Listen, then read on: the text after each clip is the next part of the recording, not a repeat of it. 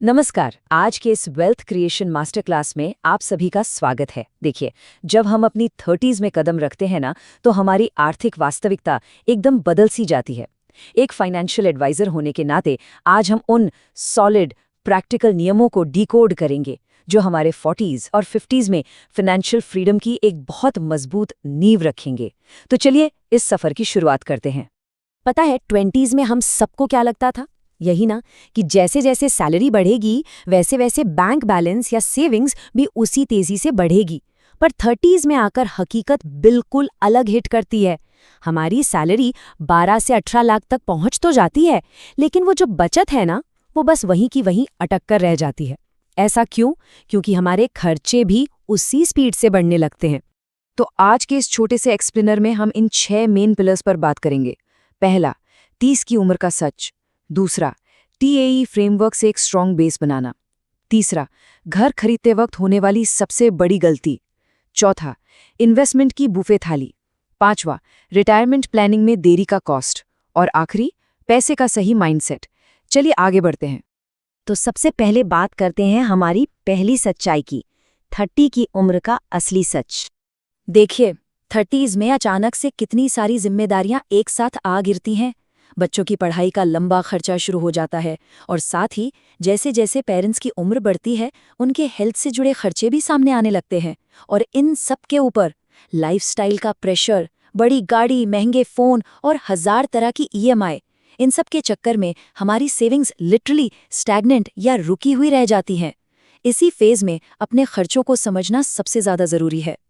और यहीं से हमारी दूसरी बहुत इंपॉर्टेंट बात शुरू होती है, एक मजबूत बुनियाद बनाना। वेल्थ क्रिएशन का ना एक सिंपल रूल है, सबसे पहले डिफेंस जरूरी है। अंशुल गुप्ता ने इसके लिए एक बहुत ही शानदार टीएई फ्रेमवर्क दिया है। ये हमारा फाइनेंशियल सेफ्टी नेट है।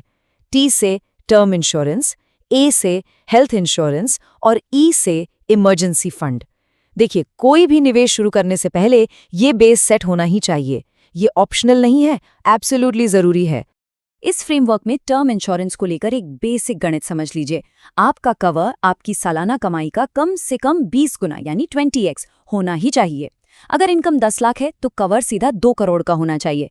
और हाँ, बढ़ती लाइफस्टाइल के साथ हर 5 साल में इस कवर को अपडेट करना बिल्कुल मत भूलिएगा। अब आती है हेल्थ इंश्योरेंस की बारी। 1 करोड़ का हेल्थ कवर। अब ये सुनकर शायद अजीब लगे कि भाई 1 करोड़ ये तो बहुत ज्यादा है, लेकिन सच्चाई ये है कि आजकल मेडिकल बिल्स आसमान छू रहे हैं। एक सीरियस बीमारी जिंदगी भर की सेविंग्स को मिनटों में गायब कर सकती है। इसलिए ये 1 करोड़ का कवर सिर्फ आपके लिए नहीं, बल्कि स्पाउस, बच्चों, पेरेंट्स और इन-लॉज सबके लिए होना चाहिए। ये परिवार की वेल्थ की सबसे बड़ी ढाल है। और इस फाउंडेशन का आखिरी हिस्सा है इमरजेंसी फंड। कम से कम 6 से 12 महीने के खर्चों के बराबर पैसा एकदम सेफ जगह होना चाहिए, जैसे नॉर्मल बैंक अकाउंट या एफडी में। ध्यान रखिए, हम खर्चों की बात कर रहे हैं, सैलरी की नहीं। और एक और रूल, इस पैसे को भूल कर भी शेयर मार्केट में मत डालिएगा, क्योंकि जब इमरजेंसी आती है ना, तो लिक्विडिटी यानी पैसे का तुरंत मिलना सबसे जरूरी है। वहां हम रिटर्न्स नहीं देखते। बेस एकदम सॉलिड हो गया। चलिए अब उस ट्रैप की बात करते हैं जिसमें 30s में सबसे ज्यादा लोग फंसते हैं, घर खरीदने की सबसे बड़ी गलती। यहाँ पर एक गोल्डन रूल हमेशा याद रखना है। आपके घर की ईएमआई आपकी टोटल हाउस होल्ड इनकम यानी घर की कुल कमाई के 25% से ज्यादा कभी क्रॉस नहीं करनी चाहिए।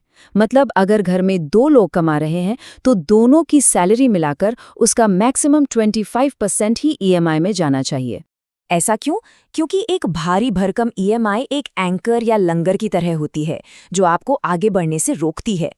ईएमआई का डर इंसान को एक ऐसी जॉब में फंसाकर रख सकता है जो उसे पसंद नहीं और करियर में कोई रिस्क लेने ही नहीं देता।